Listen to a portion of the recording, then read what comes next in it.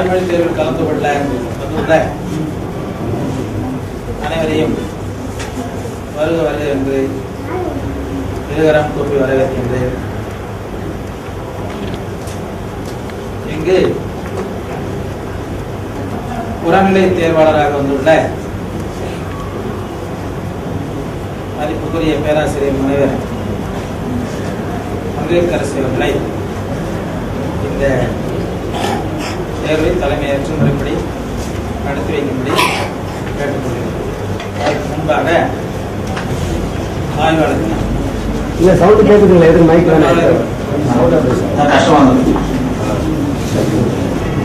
ஆய்வாளர் திருமதி ஆ. விமலராணி என்பவர்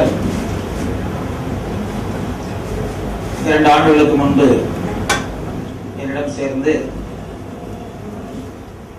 ஆய்வு செய்வதற்கு முற்பட்ட போது இந்த தமிழ் கணினி பற்றி ஒரு ஆய்வு செய்ய வேண்டிய தேவை இருக்கிறது, அதனை செய்யுமாறு நான் வேண்டுகோள் விடுத்தேன். முதலில் அவர்கள் அதற்கு கொஞ்சம் தயங்கினார்கள். பிறகு அதனுடைய நிலைமைகளை எடுத்து சொல்லி பிறகு ஒத்துக்கொண்டார்கள். நான் 1985ஆம் ஆண்டு தஞ்சை தமிழ் பல்கலைக்கழகத்தில் மெயின் ஃப்ரேம் என்று சொல்லக்கூடிய பெருங்கணினியை நேராக சென்று செல்லமுத்து என்பவர் அங்கு தலைவராக இருந்த போது அதை தொட்டு பார்த்து சிறிதளவு இயக்கியும் பார்த்தேன். அதுதான் இந்த கணினி துறையில் எனக்கு கிடைத்த முதல் அனுபவம். அதைத் தொடர்ந்து கணினி பற்றிய செய்திகளை கேட்டு அறிந்து கொண்டிருந்து 2001ஆம் ஆண்டு நான் வெளியிட்ட ஒளிபெறும் விழிகள் எனும் புத்தகத்தில் பார்வையற்றவர்களுக்கு கணினி சார்ந்த கருவிகள் உருவாக்குவது, மென்பொருள் உருவாக்குவது, செயற்கை கண் பார்வை உருவாக்குவது போன்றவற்றின் தேவைகளை பற்றி எடுத்து சொல்லியிருந்தேன். பிறகு 2002ஆம் ஆண்டு முறைப்படி தேசிய பார்வையற்ற நிறுவனத்தில் 1.5 மாதங்கள் கணினியை பேசும் மென்பொருள் கொண்டு பயின்றேன். 2003ஆம் ஆண்டு நடைபெற்ற 6வது உலக தமிழ் இணைய மாநாட்டில் பார்வையற்றோருக்கான கணித்தமிழ் மேம்பாட்டு திட்டம் எனும் கட்டுரை வழங்கினேன். இப்படி வரிசையாக சொல்லிக் கொண்டு போறான் நீண்ட நேரமாகும். இது தொடர்ந்து இதுவரை 6 பன்னாட்டு மாநாடுகளில் நான் கட்டுரைகள் வழங்கினேன். ஒரு தேசிய நிலை கருத்தரங்கில் கட்டுரை வழங்கியிருக்கிறேன். 2 கட்டுரைகள் ஆங்கிலத்தில் மலேசியாவிலும் சீனாவிலும் வழங்கினேன். பிறகு 2001-7-2009 முதல் 30-6-2010 வரை திருச்சி பாரதிதாசன் பல்கலைக்கழகத்தில் பார்வையற்றோருக்கான மென்பொருள் உருவாக்க பணிக்காக ஓராண்டு அயற்பணியில் சென்றிருந்தேன். அதற்கான தொடக்க பணிகளை செய்து கொண்டிருந்த போது எனக்கு அரசும் பல்கலைக்கழகம் அளித்த காலம் முடித்து நான் இப்போது இங்கு சென்னை மாநில கல்லூரி தமிழ் துறையாகிய தாய்த்துறைக்கு திரும்பியவுடன் நமது தமிழ் துறை கிருஷ்ணன் அவர்கள் என்னை பார்த்து, தலைவரே அந்த வைவா நடத்தினாதான் உங்க முகம் தெரியும் அப்படின்னாரு.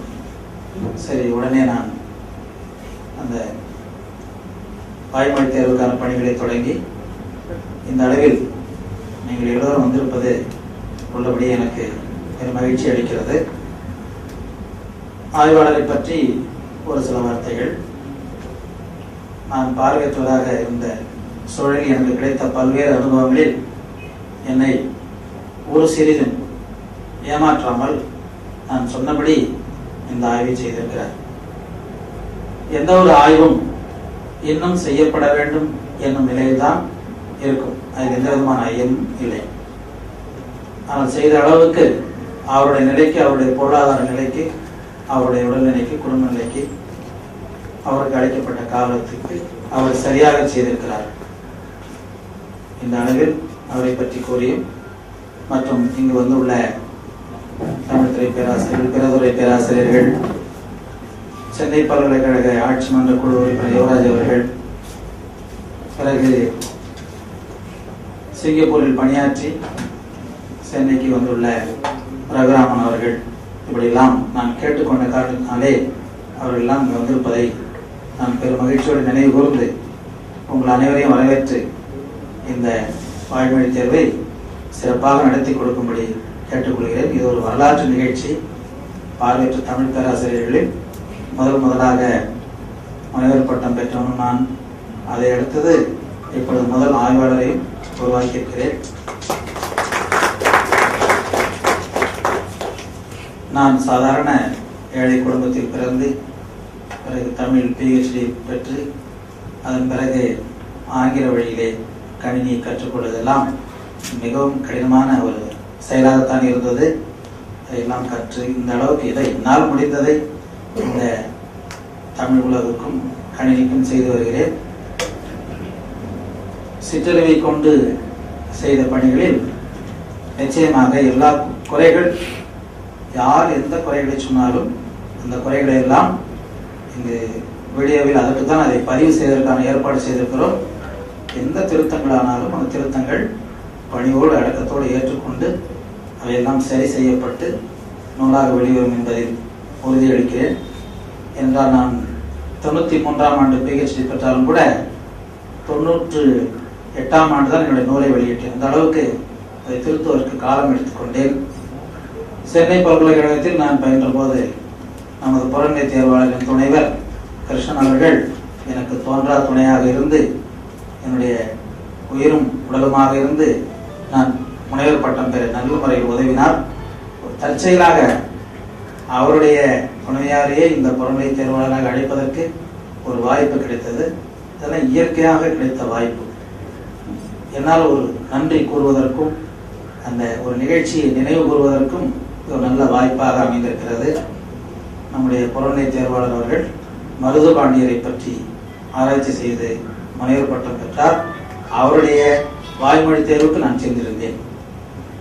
அப்பொழுது மருதுபாண்டியர் பற்றிய பாடல்களை எல்லாம் கூட அங்கு வந்தவர் மருதுபாண்டியரின் வழி வந்தவர் என்கிற செய்தியையும் நீங்கள் எல்லாம் நினைவு கூர்ந்து கொள்ள வேண்டும். அந்த வகையிலே நாம் பல்வேறு கருத்துக்களை சொல்லிக்கொண்டு காலம் கடத்தி விடாமல் நான் இந்த அளவோடு முடித்துக்கொண்டு முறைப்படி புறநிலை தேர்வாளர் அவர்கள் இந்த வாய்மொழி தேர்வினுடைய மற்ற கூறுகளை எல்லாம் கூறி நடத்தி கொடுப்பார் என்று கூறிக்கொண்டு விடைபெறுகிறேன். நன்றி, வணக்கம்.